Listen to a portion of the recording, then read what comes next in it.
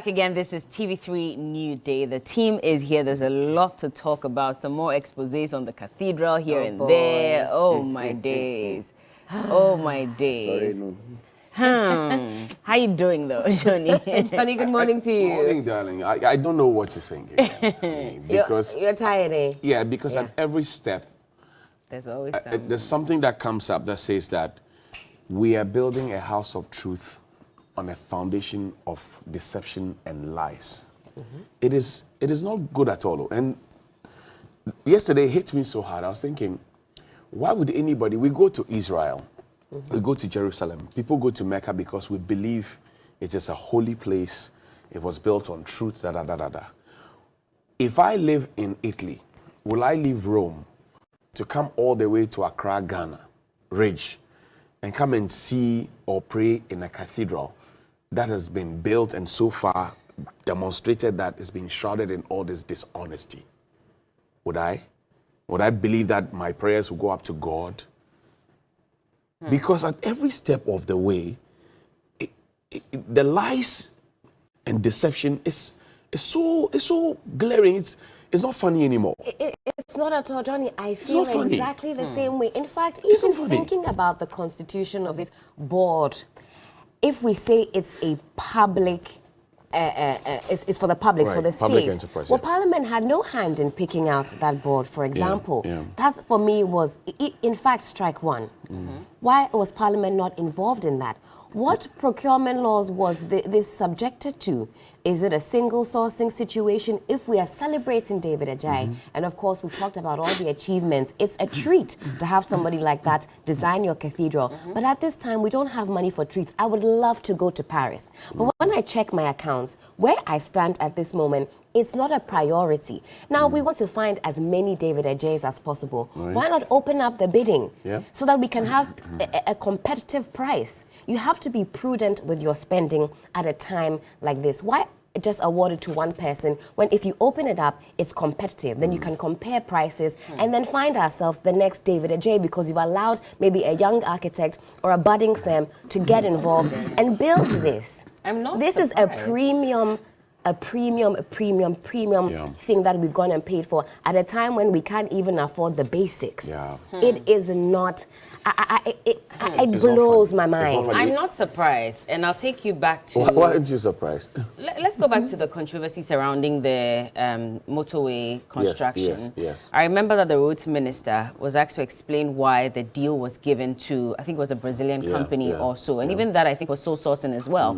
And he said that these companies do better than our traditional local architects, and so they will not be able to give that level of quality, which is why sometimes they give these deals to the foreign companies. So I'm not surprised that this is happening because that's the mentality that I believe that many of them are operating with. They think that if you give it to a local person, they may not be able to give you that standard that you're looking for. So why not just go ahead and give it to someone else? And I think that's problematic. Like you're saying, there's so many, probably so many David Ajayis that we can find. Even better. Even better here. Is it because, why are we not giving them an opportunity? We have so compromised our own people that we believe at this point that they are not qualified. And I think that that's a slap in the face to suggest that, they cannot do the quality of that work. I will stick my neck out for our local people. And you see, funny enough, when we don't have money, then we go and bring our local people and we ask them to do the job. And sometimes we even shamefully ask them to discount what we have owed them over time so that we can pay them. I've had occasion to speak with a contractor taller than me, bigger than me, who shed tears before me at a Belengpe.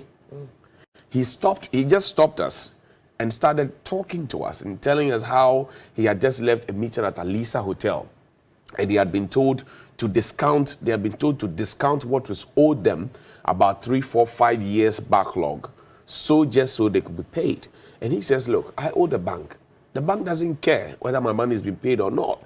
The bank is charging me interest on whatever I came to borrow. And I have had to go and cough out the people who depend on me for work. They're all at home. And you're asking me to discount what you originally owe me. I mean, we're not even considering the time value of money.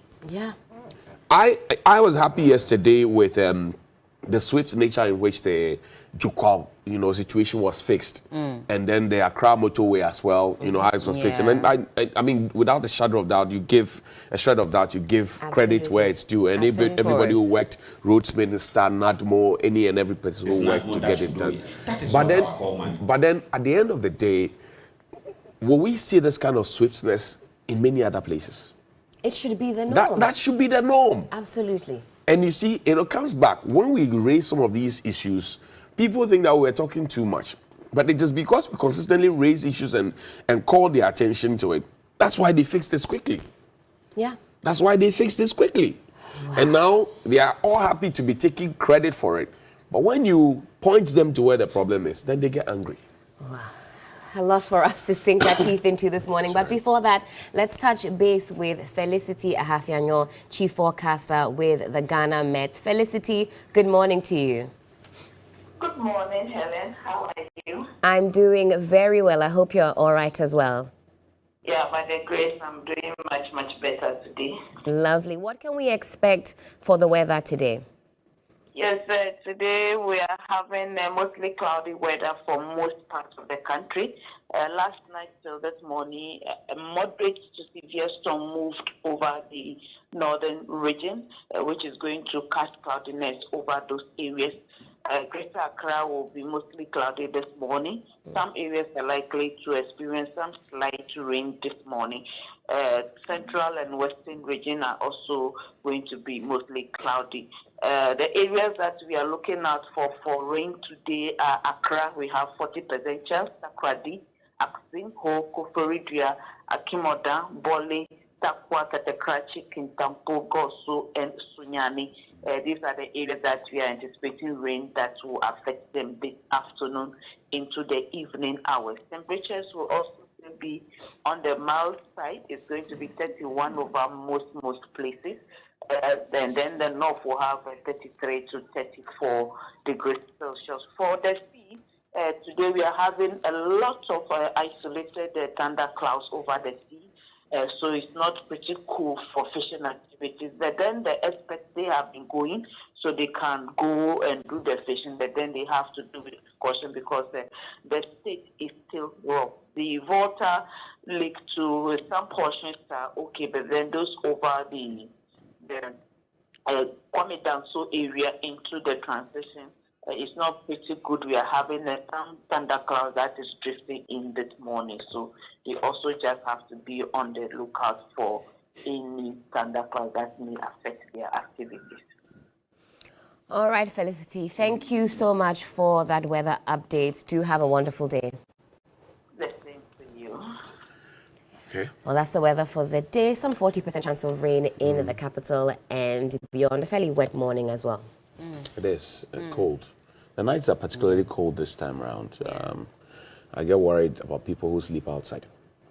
I think that sometimes we think too hard, maybe better than people who we say go and lead.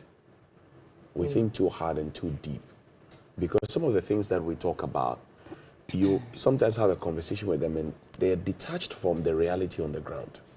They actually don't look at the situation of the Kanesh First Light. So possibility of they going with a convoy and using the side of the road that's better would not even let them see, because they drive quickly past the problem. When elections are going to be organized in this country, ballot boxes find their ways into the minutest places you can find. Politicians go to the deepest, darkest parts of this country to campaign. They eat with them, they braid their hairs, they carry their children, they sweet talk them. As soon as they get power, they forget them. So Komla Dum did a documentary about the Afram Plains North. I can tell you on authority that even sometimes when we are not able to let them vote on the 7th, we actually delay 8 or 9, we still take the ballot boxes there and we get them to vote. We count their ballots, which is why they have a member of parliament. Now, if we're able to do all of these things and they have a DCE for the area, how is it that children there still use canoes to go to school without life jackets? So we are able to identify them and sell our messages to them. NDC, MPP, we sell to them. the state itself recognizes that there's a corner like that, and then EC takes their things, the NCC goes to do voter education there, all of those things. When we finish, we don't go back there again until it is the next election. Why do we do that? Why do we treat our own people like that? Why do we treat the black man is capable of handling his own affairs? And we still believe they've given us no. Me, I believe that yes, we're capable. Yeah. But there's something wrong somewhere. That's true. That needs to be fixed. That needs to be fixed. And I don't believe that we need to be wallowing in pity parties. No.